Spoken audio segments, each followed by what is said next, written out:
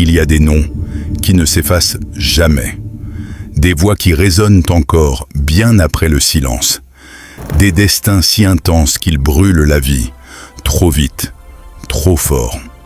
Celui dont nous allons parler aujourd'hui s'appelait Stéphane Hamidou Doucouré. Mais le monde entier l'a connu sous un seul nom, Doug Saga. L'homme qui a fait danser toute une génération, qui a transformé la douleur en fête, la galère en gloire, et qui a inventé un mot devenu une culture, le coupé-décalé. Tout commence à Yopougon, dans les années 80. Un quartier populaire d'Abidjan, vibrant, bruyant, plein d'énergie et de contradictions. C'est là que grandit un jeune garçon, passionné par la musique, la danse et les belles choses. Très tôt, il rêve de briller, de sortir de la misère, de marquer son époque. Mais avant de devenir une star, il est un rêveur. Un jeune du quartier comme tant d'autres, avec dans les yeux une flamme qu'on ne peut éteindre.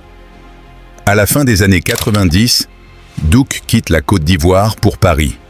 Là-bas, il retrouve d'autres jeunes Ivoiriens, fous de mode, de fête et de musique. Ils s'appellent Boro Sangui, Lino Versace, Chacoulé, Molaré, Solo Béton, Abou Nidal. Ensemble, ils forment une bande, la Jet Set. Mais ce n'est pas juste un groupe d'amis, c'est une philosophie, une attitude, une rébellion joyeuse contre la souffrance de la guerre qui ravage alors leur pays. Pendant que la Côte d'Ivoire s'enfonce dans la crise, eux choisissent la fête. Ils inventent un mot, coupé-décalé. Très vite, Doug Saga devient le visage du mouvement. Charismatique, élégant, toujours entouré de ses amis, il incarne le rêve africain moderne. Celui de la réussite, du show, de la confiance. Son slogan devient culte, sagacité. Sur les pistes de danse parisiennes, il impose son style, les lunettes de luxe, les chemises italiennes, les liasses de billets brandis comme des trophées. Mais derrière le bling-bling, il y a une idée profonde, montrer au monde qu'un Africain peut briller sans complexe. Le coupé-décalé n'est plus une simple danse, c'est une philosophie de vie, la joie malgré la douleur. En 2003, Doug Saga rentre à Abidjan. Son arrivée est un séisme culturel. Partout, on crie son nom. Les radios le diffusent sans arrêt. Le coupé-décalé devient la bande-son d'une génération entière. Les jeunes se reconnaissent en lui. Ils veulent vivre comme lui, danser comme lui, réussir comme lui. Il symbolise la renaissance d'une jeunesse ivoirienne fière, libre, ambitieuse. Les artistes se multiplient. DJ Arafat, Debordo Lekunfa, Serge Beno, Baby Philippe, Ariel Chenet. Tous, d'une manière ou d'une autre, héritent du rêve lancé par Doug Saga. Pendant quelques années, Doug Saga est au sommet. Il voyage, il chante, il inspire. Il devient une icône du showbiz africain, reconnu à Paris, à Londres, à Abidjan. Son style flamboyant fait des émules. On parle de lui dans les journaux, à la télévision. Pour la première fois, un artiste africain impose une culture urbaine africaine faite en Afrique, sans copier l'Occident.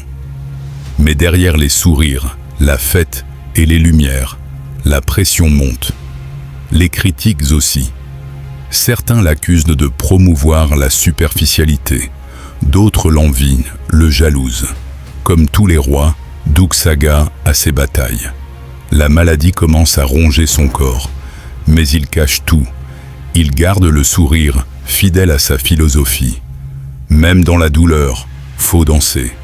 Il s'affaiblit, voyage entre Paris et Abidjan, cherchant un traitement, refusant de montrer sa faiblesse. Autour de lui, les rumeurs se multiplient, la presse s'emballe, mais Doug reste silencieux. Le 12 octobre 2006, la nouvelle tombe. Doug Saga s'est éteint, à seulement 32 ans. Le choc est immense. La Côte d'Ivoire pleure. L'Afrique entière perd un artiste, un frère, un symbole. Des milliers de fans envahissent les rues d'Abidjan. Les chansons résonnent toute la nuit.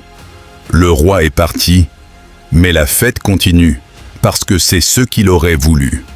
Doug Saga, le sommet des sommets du coupé-décalé, quittait ce monde pour aller ambiancer celui des ancêtres. Retour sur Héros National Bouche Bée, l'album qui signa sa consécration à la tête d'un mouvement dont il demeure, à jamais, le président.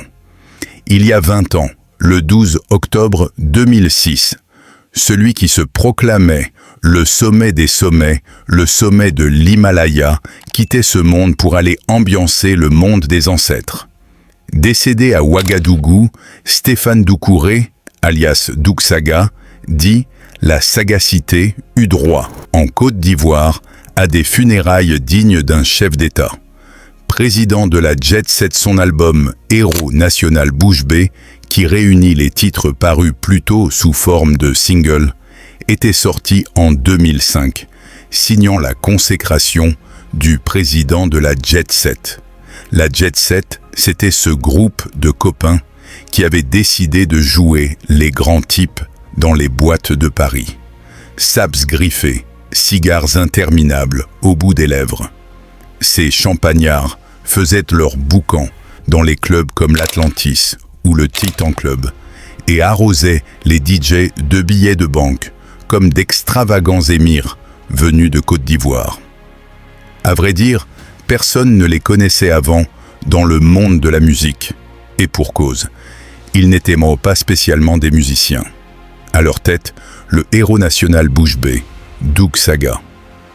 À force de faire des frasques et d'inventer des pas de danse, ils se sont fait un nom, et leur descente à Abidjan laissait un souvenir fracassant, notamment parce qu'ils s'illustraient comme distributeurs automatiques de billets. Dans les soirées coupées-décalées, le public pouvait même repartir avec de l'argent. Mais surtout, on dansait et on imitait ces ovnis en affichant son look et son pouvoir d'achat. Pourquoi ce succès? Sans doute parce que la crise était passée par là. Le pays était tombé et le quotidien difficile. Mais la Jet Set incarnait précisément ce pied de nez à la crise, une manière de relever la tête, en faisant la fête, contre la morosité, contre le couvre-feu imposé par la guerre, le coupé-décalé, l'extravagance et l'humour contre la crise, le coup d'État de 1999, les élections de 2000 émaillées de violence, la rébellion de 2002 qui avait fini par couper le pays en deux. Le pays était tombé et le quotidien difficile. Mais la Jet Set incarnait précisément ce pied de nez à la crise, une manière de relever la tête, en faisant la fête. Contre la morosité, contre le couvre-feu imposé par la guerre, le coupé-décalé, la libération des corps dans la danse, l'extravagance et toujours l'humour. L'humour, voilà une affaire importante, car les Ivoiriens ont en cela un génie particulier, capable d'inventer des noms et des concepts. Le nouchi, l'argot populaire d'Abidjan, en est un bon exemple.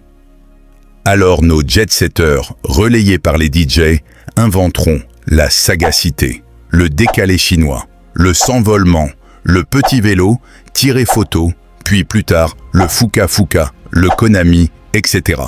Autant de mots codés qui se matérialisent en mouvement de danse. Vu le dispendieux train de vie de nos jet-setters, il y avait fort à croire qu'ils coupaient en Europe et décalaient à Abidjan pour travailler, c'est-à-dire littéralement jeter l'argent. Mais il ne faut pas oublier qu'à Abidjan même, pour que la Jet Set connaisse un tel succès, le terrain était préparé. Depuis le début des années de crise, les soirées pro-dada fleurissaient dans les quartiers où battait le cœur de l'ambiance abidjanaise. Faire sa pro-dada, c'est se produire, se donner en spectacle, en un mot, faire son malin. Et déjà on rivalisait en commandant des casiers entiers de bière, dont les dépouilles s'alignaient sur les tables, démontrant l'aisance, parfois d'un soir, des fêtards. Les DJ des clubs l'avaient bien compris, qui vantaient les mérites de celui ou celle qui faisaient preuve d'une telle prodigalité, y compris à leur égard. Mais on doit à la jet set d'avoir su incarner mieux que quiconque cette profonde aspiration à la joie, illustrée par un véritable mépris des contingences matérielles. À force de jouer aux stars, Doug Saga et ses copains de boîte sont pour de bon devenus des vedettes, capables de remplir les stades en chantant et dansant sur un simple playback.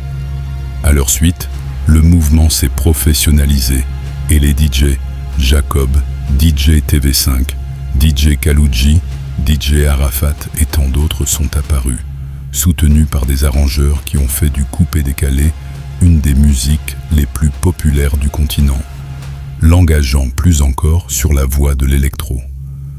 Koffi Olomide, roi de la rumba ndombolo, a même lui aussi fait un titre coupé-décalé pour surfer sur le succès.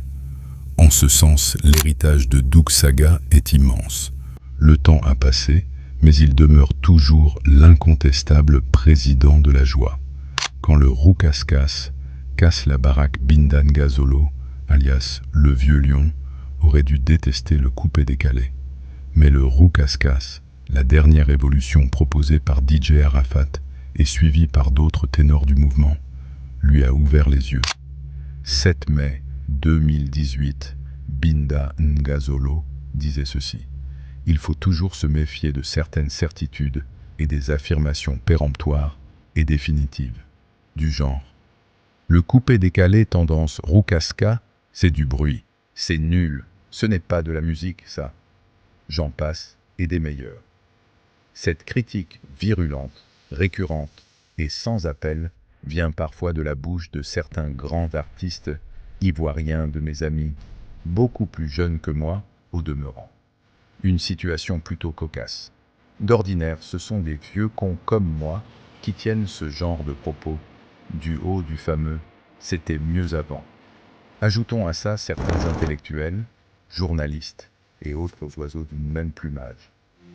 Bref. C'était mieux avant vs. C'est mieux maintenant. Ceci dit, je dois avouer qu'au moment de l'irruption du coupé-décalé sur la scène musicale ivoirienne en 2003, mon opinion personnelle sur cette question ne valait guère mieux. Mon regard sur ce que l'on nommait alors sagacité se résumait à peu de choses. Ces gens, pour moi, n'étaient même pas des musiciens. Ils polluaient l'espace sonore avec une détestable idéologie. L'apologie de la consommation à outrance, de l'escroquerie, de l'argent facile et de la flambe érigée en idéal de vie. Pour un pays qui ramait pour survivre, ça me paraissait un peu raide. Je trouvais pitoyable cette vague de sous-sapeurs congolais à la sauce ivoirienne, née sous le couvre-feu pendant que la crise s'enlisait. Autant dire une exécrable soupe populaire qui mijotait dans les boîtes de nuit à la dérive sur les rives de la lagune ébriée. Une sorte de décoction d'ambiance facile contre les balles souvent fatales. On a coupé, on a décalé, ensuite c'est le s'envolement pour aller faire le travaillement. Cette génération-là venait d'inverser la vieille tradition du pierre-tché, le friquet qui épatait la galerie en déversant une pluie de billets de banque sur le jelly griot. Ce coup-ci, dans la nouvelle tradition du coupé-décalé, c'est le chanteur, souvent en playback, qui inonde son public de billets de banque, de quoi normalement dégoûter la génération consciente. Près de 20 ans plus tard, son nom brille encore. Le coupé-décalé est devenu un genre musical international, repris, remixé, exporté dans le monde entier. Chaque fois qu'un DJ crie « sagacité », c'est un peu de Doug Saga qui renaît. Son esprit vit dans chaque pas de danse, dans chaque clip, dans chaque sourire de cette jeunesse africaine qui rêve encore de s'en sortir. Parce qu'au fond, Doug Saga n'était pas qu'un chanteur, c'était un message vivant. Crois en toi, ris de la douleur, danse même quand tout va mal. Doug Saga n'aura vécu que 32 ans. Mais en 32 ans, il a marqué pour toujours la musique ivoirienne et africaine. De Yopougon à Paris, de la galère à la gloire, il a laissé derrière lui un héritage éternel, celui d'un homme qui a fait de sa vie un feu d'artifice. Alors, quand tu entends ce mot, sagacité, souviens-toi, c'est plus qu'un cri, c'est le souffle d'un roi qui ne meurt jamais.